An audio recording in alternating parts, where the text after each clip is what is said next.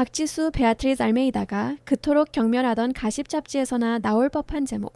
하지만 지금은 혼란에 빠진 그녀의 삶을 완벽하게 묘사하는 문장이 되어버렸다.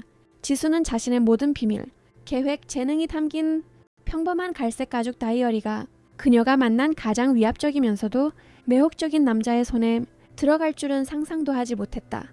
하물며 와인잔과 은밀한 시선이 오가던 그 재앙 같던 만남이 그녀의 인생 항로를 영원히 바꿔놓을 줄은 더더욱 몰랐다. 지수는 손가락 사이로 레드 와인잔을 돌리며 한숨을 내쉬었다. 루비빛 와인이 잔 안에서 작은 소용돌이를 그렸다.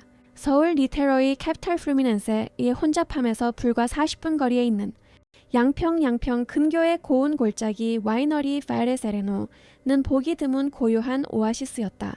해질 녘의 햇살이 포도밭을 황금빛으로 물들이며 한 폭의 그림 같은 광경을 연출했다. 메를로 2019년 저희 하우스 스페셜 핀티지입니다. 백발이 성성하고 미소가 인자한 소믈리에가 설명했다. 블랙체리와 은은한 오크 향이 특징이죠. 32세의 마케팅 분석가인 지수는 와인에 대해 아는 것이 전혀 없었다. 그녀는 그저 가장 친한 친구인 유나 러우라가 인생이 바뀌는 경험이 될 거라며 그녀를 거의 끌고 왔기 때문에 이 자리에 있었을 뿐이다. 그리고 지금 유나는 어디론가 사라져 와이너리 주인과 신나게 수다를 떨고 있었고 지수는 와인잔과 그녀의 다이어리와 함께 홀로 남겨졌다. 아, 다이어리. 그녀가 어디든 들고 다니는 그 작은 갈색 가죽 다이어리. 그것은 단순한 일정표가 아니었다. 일기장이자 비밀을 털어놓는 친구였으며 꿈과 잡다한 메모, 그리고 감히 누구에게도 공유하지 못할 생각들의 저장소였다. 디지털 시대의 지수는 자신만의 필체로 꼼꼼하게 정리된 아날로그 다이어리를 고집하는 별난 사람이었다. 별로 마음에 들지 않는 표정이네요. 등 뒤에서 들려온 나고 감미로운 목소리에 지수는 하마터면 와인잔을 떨어뜨릴 뻔했다. 그녀가 돌아섰을 때 순간 말문이 막혔다. 남자는 키가 크고 캐주얼한 네이비, 블레이저가 완벽하게 어울리는 넓은 어깨를 가졌다. 각진 얼굴에는 잘 다듬어진 수염이 은은한 미소를 감싸고 있었다. 하지만 그녀를 사로잡은 것은 그의 눈이었다. 수천 개의 비밀을 간직한 듯한 깊은 갈색 눈동자. 죄송합니다. 지수는 간신히 중얼거리며 이렇게 당황한 모습을 보이는 자신이 싫었다. 와인 말입니다. 그가 고개를 살짝 기울이며 분명히 말했다. 매치 복잡한 수학 공식을 분석하는 듯한 얼굴이네요. 즐겨야 할 음료가 아니라. 지수는 얼굴이 화끈거리는 것을 느꼈다. 제가 와인에 대해 완전히 무지하다는 게 그렇게 티났나요?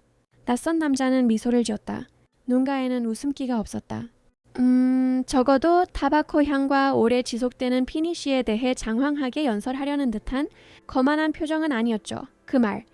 그녀는 진심 어린 웃음을 터뜨렸다. 너무 뭐라 하지 마세요. 메를로가 뭔지 배운 지 이제 정확히 10분 됐으니까요. 한민준 리차르도 바스토디입니다. 그가 손을 내밀며 자신을 소개했다.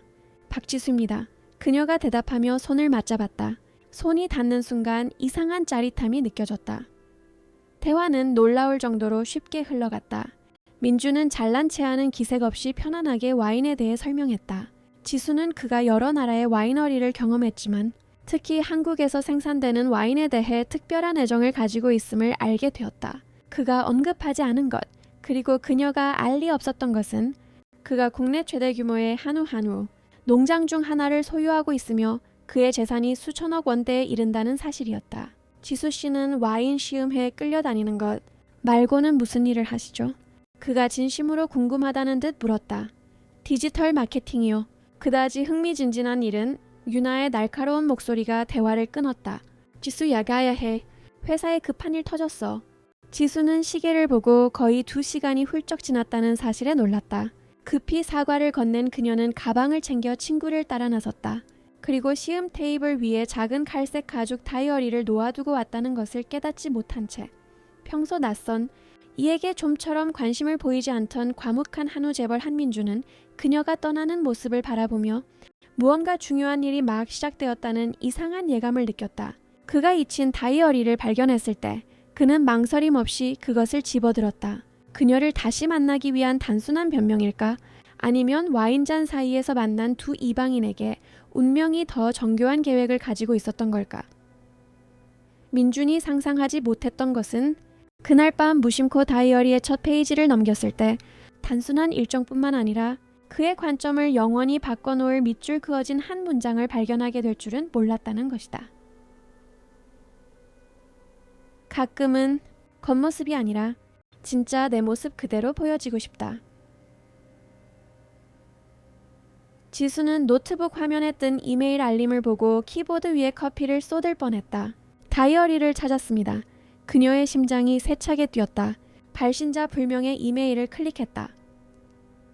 박지수 씨, 당신의 물건으로 추정되는 것을 발견했습니다. 첫 페이지에 당신의 이름과 연락처가 적힌 작은 갈색 가죽 다이어리입니다. 만약 되찾고 싶으시다면 내일 오후 3시에 와이너리 근처 고급 원두 기로노므레 카페에서 만날 수 있을까요?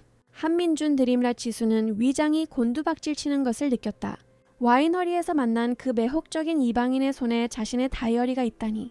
일정뿐만 아니라 내밀한 생각, 두려움, 꿈, 그리고 지난 몇 년간 자신을 실망시켰던 모든 남자 유형을 상세히 기술한 그 우스꽝스러운 피해야 할 남자 리스트까지 담겨있는 다이어리가 제발 그 구닥다리 다이어리에 창피한 건 아무것도 안 썼다고 말해줘. 유나가 지수의 어깨 너머로 이메일을 읽으며 말했다. 창피한 게 뭔데? 지수가 두 손에 얼굴을 파묻으며 대답했다. 내 모든 개인적인 망상, 우리 팀장님에 대한 음모론, 그리고 진우 페리페랑 헤어지고 썼던 그 끔찍한 시까지 포함된다면 그래, 난 완전히 망했어. 유나가 웃음을 터뜨렸다. 긍정적으로 생각해. 적어도 그걸 발견한 남자가 엄청난 미남이잖아. 내 모든 비밀을 알아버린 미남이지. 지수가 신음했다. 다른 나라로 이민 가야겠어. 아이슬란드 정도면 충분히 멀겠지. 드라마틱한 상황에도 불구하고 지수는 만남을 확정하는 답장을 보냈다. 다음 날, 그녀는 약속 시간보다 20분 일찍 카페에 도착했다. 어두운 색의 나무 테이블과 이름값을 하는 깊은 커피 향이 감도는 아늑한 고급 원두 카페였다. 오후 3시, 정각에 민준이 들어섰을 때 지수는 거의 그를 알아보지 못했다. 그는 청바지와 심플한 티셔츠 차림이었고 전날보다 훨씬 편안하고 덜 위압적으로 보였다. 거의 지수씨, 그가 진심 어린 미소로 그녀를 맞이했다. 우연한 만남이 2번이나 일어나긴 쉽지 않은데 말이죠. 엄밀히 말하면 이건 우연이 아니죠. 그녀가 긴장감을 감추려 애쓰며 대답했다. 당신은 제가 너무 깊이 탐험하지 않았기를 바라는 무언가를 돌려주러 오셨으니까요. 민주는 그녀의 맞은편에 앉아 다이어리를 테이블 위에 올려놓았다. 그의 손가락이 갈색 가죽 위를 잠시 머뭇거리다가 그녀 쪽으로 밀어보냈다. 고백해야겠네요. 주인을 확인하기 위해 열어봤습니다. 그가 알 수 없는 표정으로 말했다. 시엇 페이지에서 당신의 이름과 연락처를 봤고요. 지수는 얼굴이 붉어지는 것을 느꼈다. 그게 나인가요?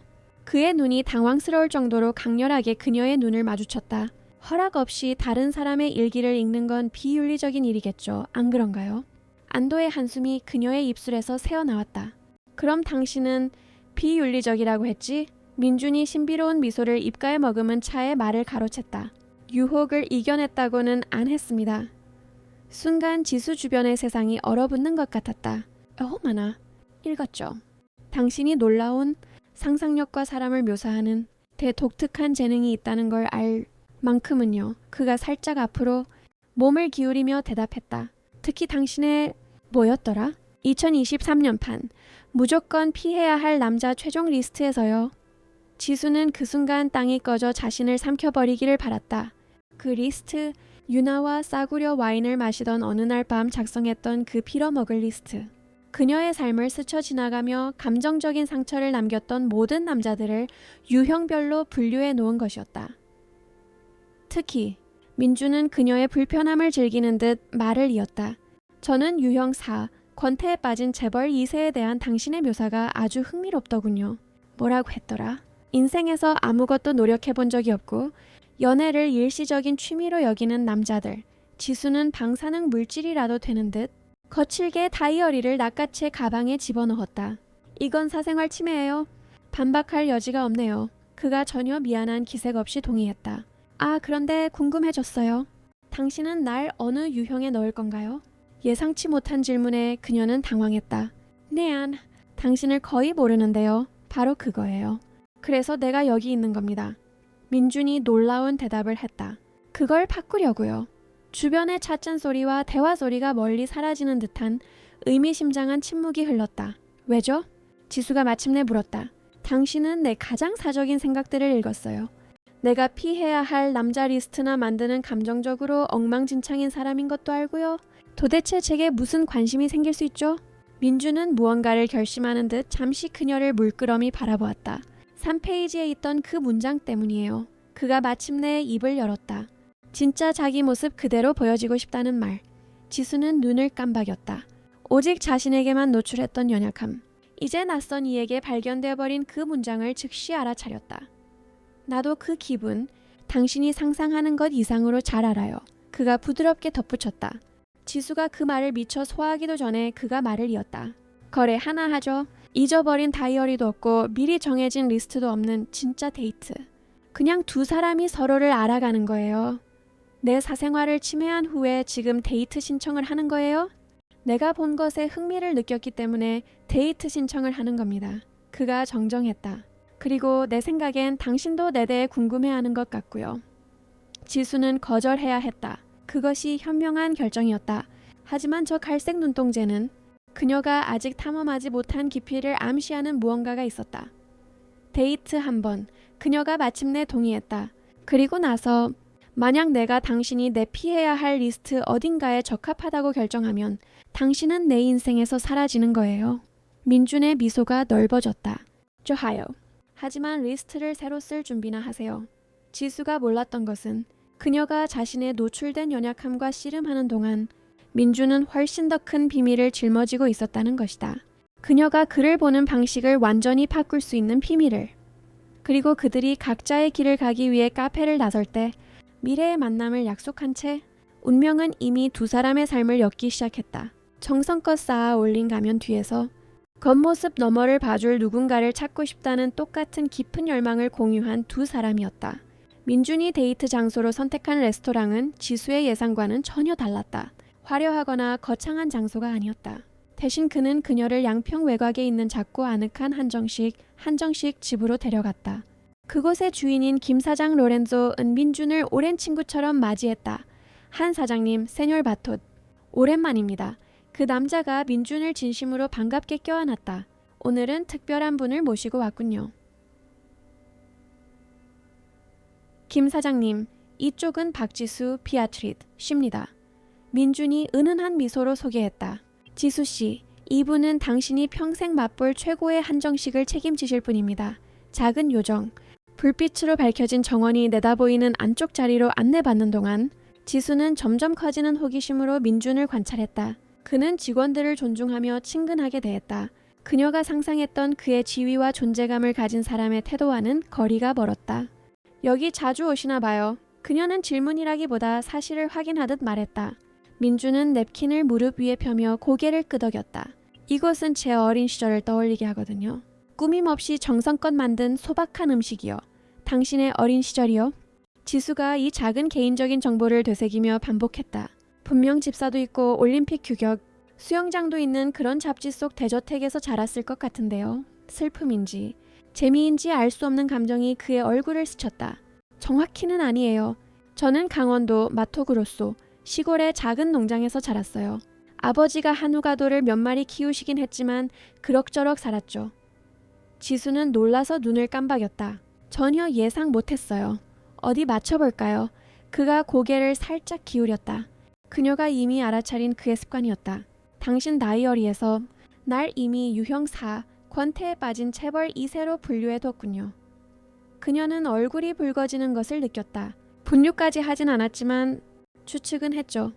당신이 내 다이어리를 읽고 추측한 것처럼요. 그녀가 눈썹을 치켰으며 받아쳤다. 민준이 미소를 지으며 그 일격을 받아들였다. 공평하네요. 그럼 다시 시작하죠. 추측 없이, 미리 정해진 유형도 없이. 밤은 놀라울 정도로 편안하게 흘러갔다. 민준은 아버지의 작은 농장을 물려받아 성실한 노력과 몇 번의 현명한 결정을 통해 그것을 한국 최대 한우 축산 기업 엠페렌지멘토스 앙로페추아리우스 중 하나로 성장시켰다고 말했다. 지수는 창의성이 알고리즘이라는 이름, 아래 자주 희생되는 디지털 마케팅, 세계에 대한 불만을 털어놓았다. 김 사장이 꼭 맛보라며 내어준 티라미수가 나왔을 때 대화는 예상치 못한 방향으로 흘러갔다. 당신이 가장 두려워하는 건 뭐죠? 민준이 그녀를 꿰뚫어 보는 듯한 눈으로 바라보며 갑자기 물었다. 지수는 커피를 마시다 살에 들릴 뻔했다. 시옷 데이트 대화치고는 좀 가벼운데요. 우린 비밀 리스트를 공유한 시점에서 이미 사교적 관례는 넘어섰잖아요. 안 그런가요? 그가 미소 지었지만 눈빛에는 진지함이 배어 있었다. 난 당신의 완벽하게 구축된 겉모습, 그 너머를 보려고 노력 중이에요. 박지수 씨. 그녀는 스푼을 만지작거리며 어떻게 대답할지 고민했다. 제 가장 큰 두려움은 내 것이 아닌 기대에 맞추려 애쓰다가 내 인생 전부를 허비했다는 걸 깨닫는 거예요. 그의 눈빛이 부드러워졌다. 계속해봐요. 전 32살이에요. 세상이 우리에게 파는 그 거대한 인생 각본에 따르면 전 이미 안정된 직장을 잡고 어쩌면 결혼도 하고 아이 계획도 세우고 있어야 하죠. 그녀가 어깨를 으쓱했다. 대신 전 여전히 길을 잃은 기분이에요. 열정도 없는 일을 하면서 결국 내 피해야 할 남자 리스트에나 오를 남자들과 재앙 같은 데이트나 하고 있죠. 민주는 잠시 그녀를 생각에 잠겨 바라보았다. 만약 모든 걸 다시 쓸 수 있다면 당신의 이상적인 각본은 뭐죠? 그 질문은 그녀의 허를 찔렀다. 아무도 그녀에게 그런 것을 물어본 적이 없었다. 그녀는 망설였다. 항상 글을 쓰고 싶었어요. 마케팅 보고서나 데이터 분석 말고요. 이야기, 아마도 소설 같은 거요. 스프레드시트의 숫자들이 절대 할 수 없는 방식으로 사람들의 마음을 움직이는 그런 거요. 그런데 왜 안 하죠? 지수는 멋쩍게 웃었다. 내야 할 대출금도 있고 순진한 꿈이기도 하고 또 시도했다가 재능이 없다는 걸 발견할까봐 두려우니까요. 아, 그럼 당신의 가장 큰 두려움은 아까 말한 게 아니었네요. 민준이 부드럽게 말했다. 실패군요. 그 말은 지수의 가슴을 정통으로 때렸다. 그가 옳았다. 그녀의 모든 정교한 변명 뒤에는 실패에 대한 두려움이 그녀를 불편한 안전지대에 가두고 있었다. 당신 차례예요. 그녀는 갑자기 취약해진 기분을 느끼며 화제를 돌렸다. 성공한 한민준 씨의 가장 큰 두려움은 뭐죠? 민준은 오랫동안 침묵했다. 지수는 그가 대답하지 않을 거라고 생각했다. 마침내 그가 입을 열었을 때 그의 목소리는 낮고 거칠게 변해 있었다. 내 가장 큰 두려움은 결국 내가 이룬 모든 것이 아무 의미도 없게 되는 겁니다. 내가 어떤 변화를 만든 사람이 아니라 그냥 은행 계좌에 찍힌 숫자로만 기억되는 거요. 지수는 그 순간 그들 사이에 무언가가 변하는 것을 느꼈다. 보이지 않는 장벽이 무너져 내렸다. 한우를 대규모로 키우고 유통하는 사람이 어떻게 변화를 만들지 못한다고 느낄 수 있죠? 그녀가 진심으로 궁금해서 물었다. 당신은 말 그대로 사람들을 먹여 살리고 있잖아요. 알 수 없는 미소가 그의 입가에 감돌았다. 내 인생에는 한우보다 더 많은 게 있어요, 지수씨. 훨씬 더 많죠. 그녀가 그게 무슨 뜻이냐고 묻기도 전에 민준의 휴대폰이 진동했다. 그는 화면을 확인했고 그림자가 그의 얼굴을 스쳤다. 이건 받아야겠어요. 그가 이미 일어서며 말했다. 미안해요. 지수는 그가 정원으로 나가 전화 통화를 하는 모습을 지켜보았다. 그의 자세가 미묘하게 변했다. 전에는 없던 긴장감이 그의 어깨에 서려 있었다. 몇 분 후 그가 돌아왔을 때 무언가 변해 있었다. 잠시 전에 편안하고 솔직했던 민주는 사라지고 더 과묵한 누군가로 대체되어 있었다. 무슨 일 있어요? 그녀가 물었다. 사업 관련된 일이에요. 그가 모호하게 대답했다. 당신이 걱정할 일은 아니에요. 하지만 지수는 무언가 잘못되었음을 직감했다. 그리고 그를 만난 이후 처음으로 완벽하게 통제되던 한민준의 가면에서 균열을 보았다. 이상하게도 그를 더욱 흥미롭게 만드는 취약성이었다. 그날 밤의 남은 시간은 다른 분위기로 흘러갔다. 대화는 더 피상적이 되었다. 민준이 그녀를 집에 데려다 주었을 때 저녁 식사 중에는 없었던 거리감이 그들 사이에 존재했다. 오늘 밤 고마웠어요.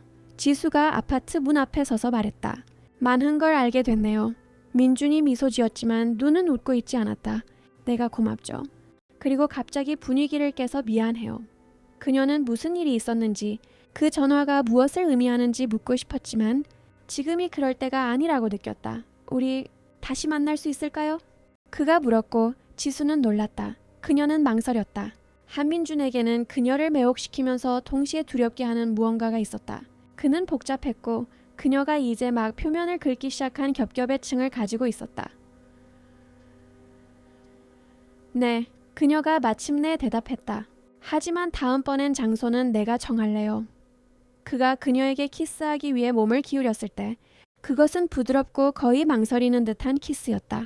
더 많은 것을 약속하면서도 비밀을 간직한 키스나 지수가 문을 닫고 들어섰을 때 그녀는 한민준이 무언가를 숨기고 있다는 생각을 떨칠 수 없었다.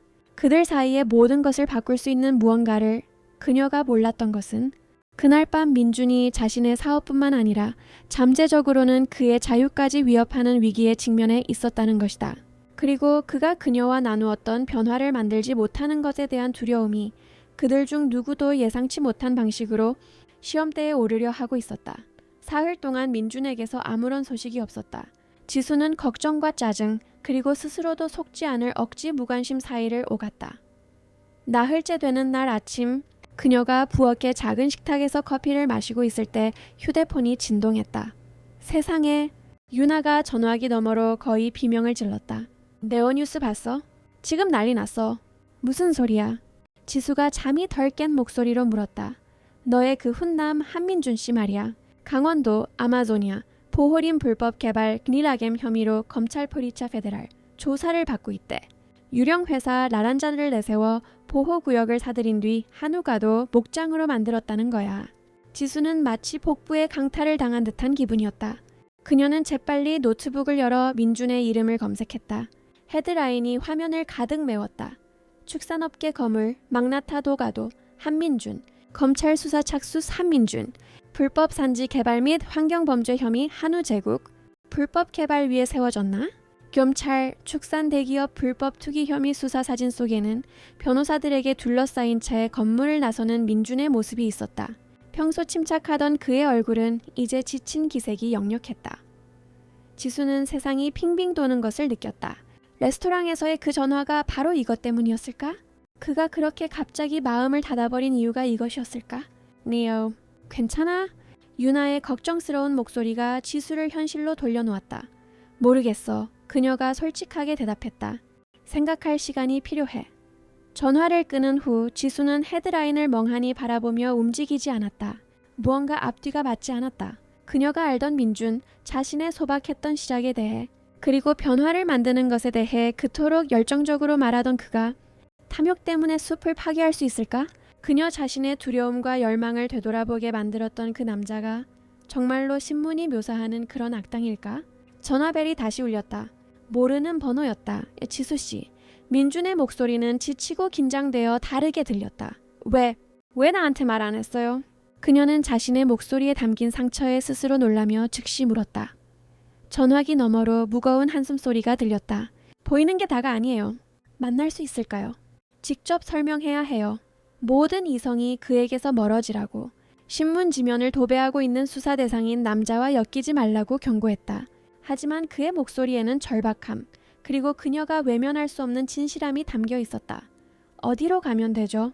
그녀가 물은 것은 그것뿐이었다. 1시간 후 지수는 양평 근교의 한적한 공원에서 그를 만났다. 그는 며칠 만에 몇 년은 늙어 보였다. 눈 밑은 퀭했고 수염은 거칠었으며 어깨는 보이지 않는 걱정의 무게에 짓눌려 있었다. 와줘서 고마워요. 그녀가 벤치에 앉자 그가 간단히 말했다. 설명해요. 지수가 단도직입적으로 요구했다. 민준은 헝클어진 머리를 쓸어 넘겼다. 혐의 내용은 부분적으로 사실이에요. 유령 회사를 이용해 강원도 땅을 사들였고 그곳이 목초지로 바뀌었어요. 하지만 제 지시는 아니었습니다. 그럼 누구죠? 제 파트너인 최경환 마르콧 비아나 이사. 우린 수년간 함께 일했어요. 그는 부지 확장을 담당했고 저는 생산과 유통을 관리했죠. 민준이 그녀의 눈을 똑바로 바라보았다. 3개월 전에야 무슨 일이 벌어지고 있는지 알게 됐어요. 레스토랑에서 받은 전화가 검찰 수사가 우리 코앞까지 닥쳤다는 걸 확인시켜준 거였고요. 지수는 모든 것을 소화하려 애썼다. 그전에는 몰랐다고요? 어떻게 그럴 수가 있죠? 초의 이사가 모든 것을 이중 시스템으로 관리했어요. 우리 이름, 우리 평판을 이용했지만 새로운 부지의 출처를 숨겼죠. 민준의 목소리가 흔들렸다. 제가 부주의했어요, 지수씨. 확인했어야 했어요. 어떻게 우리가 그렇게 빨리 확장할 수 있었는지 의심했어야 했어요. 방관한 제 잘못도 커요. 그래서 이제 어떻게 되는 거죠? 검찰에 전적으로 협조하고 있어요. 내가 아는 모든 것, 내가 수집할 수 있었던 모든 서류를 넘기고 있죠. 하지만 내 이름은 그가 힘겹게 말을 삼켰다. 내 이름과 내가 쌓아 올린 모든 것이 무너질 겁니다. 수십 년간의 정직한 노력이 끔찍한 판단차고 한 번으로 얼룩지게 됐어요. 지수는 거짓이나 조작의 징후를 찾으며 그의 얼굴을 살폈다. 하지만 그녀가 본 것은 잘못된 사람을 믿은 대가를 치르고 있는 무너진 한 남자뿐이었다. 왜 나한테 이런 말을 하는 거예요? 내가 어떻게 생각하든 그게 왜 중요하죠? 민주는 그녀를 무장해제시키는 연약한 눈빛으로 바라보았다. 그날 밤 레스토랑에서 난 몇 년 만에 처음으로 성공한 사업가나 신문에 오르내리는 이름이 아니라 그냥 나 자신으로 보여지는 기분이었으니까요. 그 말은 지수가 다이어리에 썼던 문장, 진정으로 보여지고 싶다던 그녀의 가장 깊은 열망과 맞닿아 있었다. 이제 어떻게 될 것 같아요? 그녀가 부드럽게 물었다. 많은 것을 잃겠죠. 아마도 사업 대부분을요. 명성은 확실히 잃을 거고요. 어쩌면 형사 고발을 당할 수도 있겠죠. 변호사들은 제 협조가 참작될 거라고 믿고 있지만요. 그가 슬픈 미소를 지었다. 당신과 나누었던 그 두려움 있죠? 아무런 변화도 만들지 못할 거라는 거. 이제야말로 제대로 된 변화를 만들 기회가 생긴 셈이네요. 모든 걸 잃는 한이 있더라도요. 지수는 자신 안에서 무언가가 변하는 것을 느꼈다. 그녀 앞의 남자는 완벽하지 않았다. 전혀. 그는 부주의했고 과도하게 믿었으며 봤어야 할 징후들을 외면했다. 하지만 이제 그는 책임을 지고 있었고 바로잡을 수 있는 것을 고치려 애쓰고 있었다. 내가 뭘 도울 수 있을까요? 그녀는 스스로에게도 놀라며 물었다. 민주는 혼란스러운 듯 눈을 깜박였다. 이 모든 걸 알고도 날 돕고 싶다고요? 일어난 일을 옹호하거나 이 일에 대한 당신의 역할을 완전히 이해한다는 건 아니에요. 지수가 분명히 말했다. 하지만 그녀는 적절한 단어를 찾으려 망설였다. 난 두 번째 기회 그리고 속죄를 믿어요. 그리고 만약 당신이 지금이라도 옳은 일을 하는데 진심이라면 난 당신 곁에 있고 싶어요. 외로운 눈물 한 줄기가 민준의 뺨을 타고 흘렀다. 왜죠? 당신은 날 거의 모르잖아요. 대부분의 사람들은 내가 무슨 전염병이라도 걸린 것처럼 도망치고 있는데 지수는 그 제스처에 스스로 놀라며 그의 뺨을 부드럽게 감쌌다. 아마도 그 레스토랑에서 당신에게서 무언가를 봤기 때문이겠죠. 사업가나 헤드라인 너머의 무언가를요. 그리고 그녀는 망설였다. 자신의 이야기를 할 기회도 얻기 전에 멋대로 판단받는 게 어떤 기분인지 아니까요. 그날 오후 공원에서의 만남은 그들 중 누구도 계획하지 않았던 무언가의 시작을 알렸다. 이후 몇 주 동안 법적 절차가 진행되는 동안 지수는 민준의 삶에서 단순한 위로의 존재가 아니라 이성과 희망의 목소리가 되었다.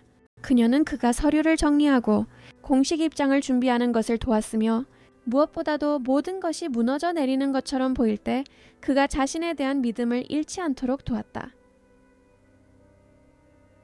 예상대로 스캔들은 민준이 쌓아 올린 제국의 상당 부분을 파괴했다. 대부분의 계약이 취소되었고 투자자들은 떠났으며 언론은 그를 이익을 위해 숲을 희생시킨 탐욕스러운 재벌이라는 완벽한 악당으로 만들었다. 하지만 세간의 이목에서 벗어난 곳에서는 또 다른 이야기가 전개되고 있었다. 변호사들의 조언과 지수의 끊임없는 지원 속에서 민주는 단순히 당국에 협조하는 것 이상을 해냈다. 그는 합법적인 자산들을 매각하여 피해 지역의 산림보건 라플로레타멘토 프로젝트를 위한 상당한 기금을 마련했다. 자신의 이미지를 세탁하기 위해서가 아니라 자신이 초래한 피해를 진정으로 어떻게 복구할 수 있는지 이해하기 위해 존경받는 환경단체들을 찾아 나섰다. 이렇게까지 할 필요는 없었어요. 어느 날 밤 그가 검찰에 제출할 환경보건계획서를 검토하던 지수가 말했다.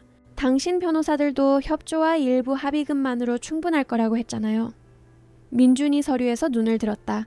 여전히 그녀의 숨을 멎게 하는 강렬한 시선으로 그녀를 바라보았다.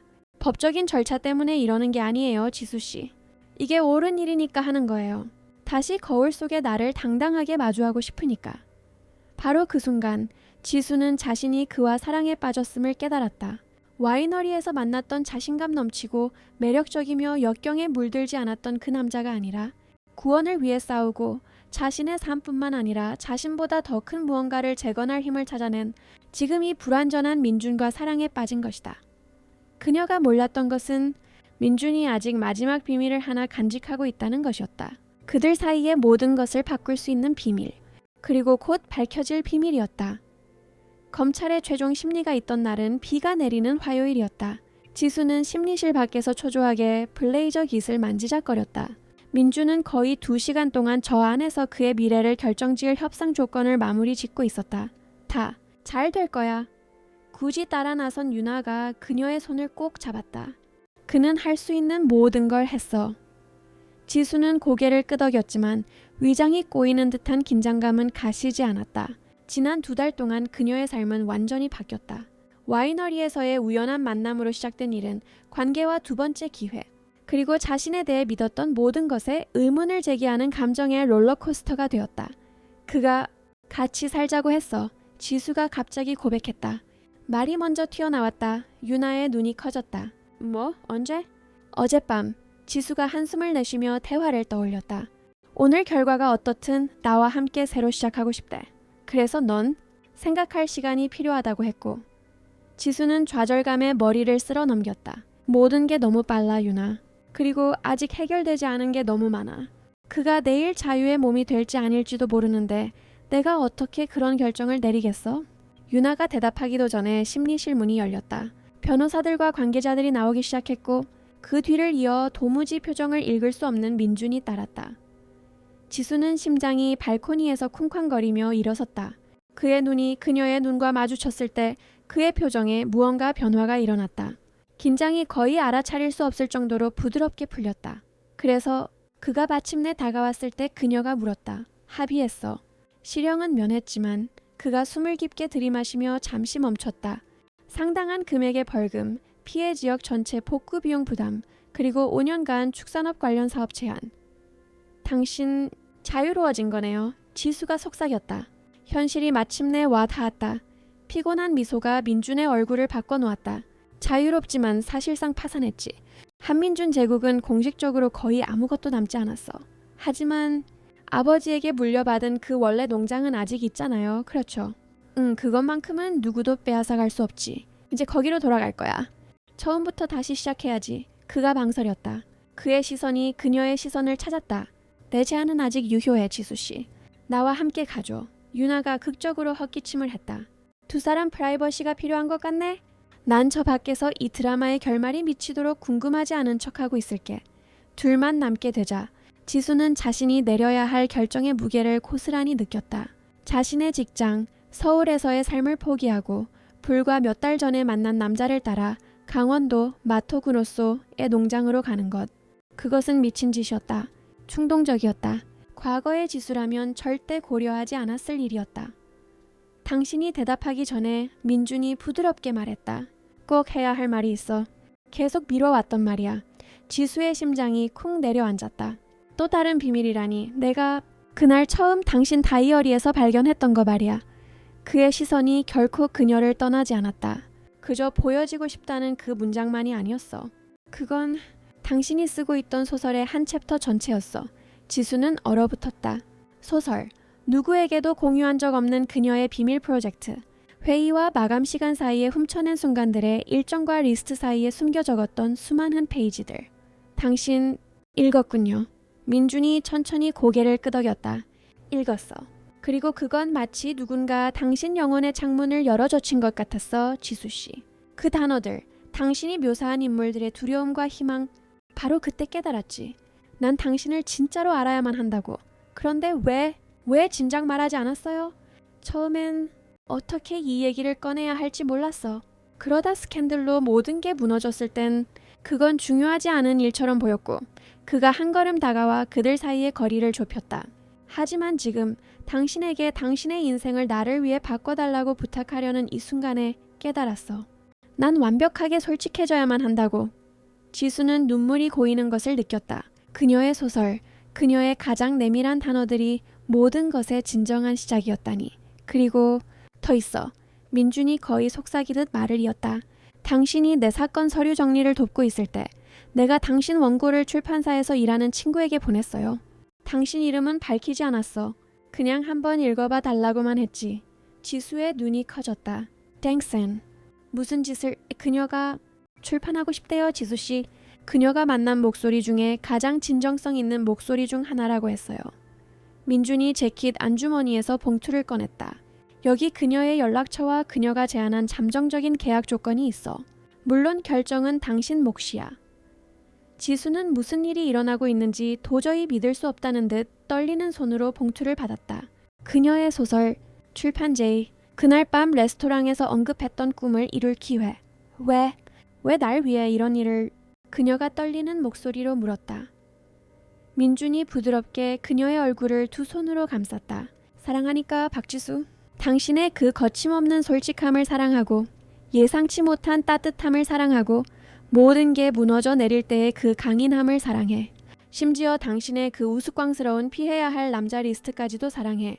그의 시선이 더욱 깊어졌다. 그리고 만약 우리가 함께 다시 시작한다면 난 당신이 내 꿈만이 아니라 당신 자신의 꿈을 좇으면서 그걸 하길 바라. 그곳 검찰청 복도에서 변호사들과 관계자들의 웅성거림에 둘러싸인 채 지수는 결정을 내렸다. 꼼꼼하게 분류된 리스트나 사회적 기대에 근거한 결정이 아니었다. 그녀의 심장이 진실이라고 말하는 것에 근거한 결정이었다. 네, 그녀가 간단하게 말했다. 갈게요, 당신과 함께. 그 약속을 봉인한 키스는 이전의 모든 키스와는 달랐다. 망설임도 비밀도 두려움도 없었다. 오직 서로의 최고와 최악을 목격하고도 곁에 있기를 선택한 두 사람만이 존재할 뿐이었다. 6개월 후 민준의 오래된 농장집은 탈바꿈했다. 방 하나는 이제 지수의 서재가 되었고 그곳에서 그녀는 첫 번째 소설의 개정판이 출간을 앞둔 가운데 두 번째 소설을 집필하고 있었다. 개조된 창고에서 민준은 환경을 파괴하지 않고도 한우를 키울 수 있음을 증명하기 위해 지속 가능한 축산 시범 프로젝트를 실행하고 있었다. 이것은 지수가 상상했던 삶이 아니었다. 그것은 무한히 더 나은 삶이었다. 그리고 매일 아침 민준의 곁에서 잠이 깨어 푸른 들판 위로 해가 떠오르는 것을 볼 때마다 그녀는 모든 것이 어떻게 시작되었는지 그 아이러니를 생각했다. 와이너리에서 잃어버린 다이어리, 더 이상 재벌이 아닌 재벌 남자, 그리고 모든 역경을 딛고 서로에게서 필요한 것을 정확히 찾아낸 두 개의 심장, 에필로그 꼬운 골짜기. 와이너리는 그날 가을 오후 유난히 아름다웠다. 잘 익은 포도송이들이 주렁주렁 열린 포도나무들이 주황빛 하늘 아래 녹색과 보라색의 융단을 깔아놓은 듯했다. 와인잔이 부딪히는 소리와 부드러운 웃음소리가 공기를 가득 메웠다. 정확히 2년 전이라니 믿기지가 않네. 지수가 민준을 처음 만났던 그날처럼 손가락 사이로 와인잔을 돌리며 말했다. 그가 미소 지었다. 황금빛 석양에 그의 눈이 반짝였다. 지난 2년간 그의 눈가주름은 깊어졌지만 왠지 모르게 지수의 눈에는 그 모습이 더욱 멋있어 보였다. 당신이 다이어리를 잃어버리고 내가 그걸 읽는 심각한 윤리적 오류를 저지른 지 딱 2년 됐죠. 그가 장난스럽게 그녀의 손가락에 자신의 손가락을 깍지 꼈다. 누군가가 저지른 최고의 실수였지. 그녀가 미소로 답했다. 그 첫 만남 이후 많은 것이 변했다. 잃어버린 페이지라는 제목의 지수 소설은 놀라운 성공을 거두었고 세계 언어로 번역되었으며 스트리밍 서비스로의 각색이 논의 중이었다. 민준은 예전의 풀을 되찾지는 못했지만 그의 지속 가능한 축산 시범 농장은 이제 전국에서 연구자들과 학생들이 방문하는 곳이 되었고 환경재생과 윤리적 사업의 모범 사례가 되었다. 당신에게 줄 게 있어요. 민준이 주머니에서 작은 꾸러미를 꺼냈다. 지수가 호기심에 찬 눈썹을 치켜 올렸다. 우리 결혼 기념일도 아닌데. 당신이 잃어버린 다이어리를 내가 운 좋게 발견한 지 2주년이 되는 걸 축하하는 선물이죠. 그녀는 조심스럽게 포장을 풀었다. 원래의 것과 거의 똑같은 작은 칼색 가죽 다이어리가 드러났다. 열어봐요. 그가 부드럽게 재촉했다. 첫 페이지에는 민준의 힘있고 기울어진 필체로 단 한 문장이 적혀 있었다. 더 큰 것을 찾기 위해 때로는 작은 것을 잃어야 한다는 걸 가르쳐준 나의 지수에게. 모든 사랑을 담아 민준. 그리고 그 아래 표지 안쪽에 숨겨진 공간에 작은 봉투가 있었다. 그 안에는 고운 골짜기 와이너리의 등기부 등본이 들어있었다. 소유주 이름은 박지수, 베아트리스 알메이다 바톳였다. 민준 씨. 그녀가 눈을 동그랗게 뜨며 외쳤다. 이걸 어떻게... 이럴 순 없어요. 할 수 있고 해냈죠. 그가 평온한 미소로 대답했다. 시간과 협상 그리고 우리 농장 프로젝트 수익금의 일부가 들었지만 해냈어요. 모든 것이 시작된 이곳이 이제 당신 거예요. 조용한 눈물이 지수의 뺨을 타고 흘러내렸다. 우리 것. 그녀가 부드럽게 정정했다. 우리 거예요. 그들이 처음 만났던 그 포도밭 사이에서 그들은 키스로 또 하나의 약속을 봉인했다. 그것은 행복한 결말이 아니었다. 그것은 페이지마다 하루하루 계속 쓰여나가는 이야기의 또 다른 챕터일 뿐이었다. 그리고 어딘가 농장집의 추억 상자 속에 소중히 보관된 원래의 다이어리는 잃어버린 작은 물건 하나가 어떻게 두 사람의 운명을 영원히 바꿀 수 있었는지 상기시켜주는 증표로 남아 있었다.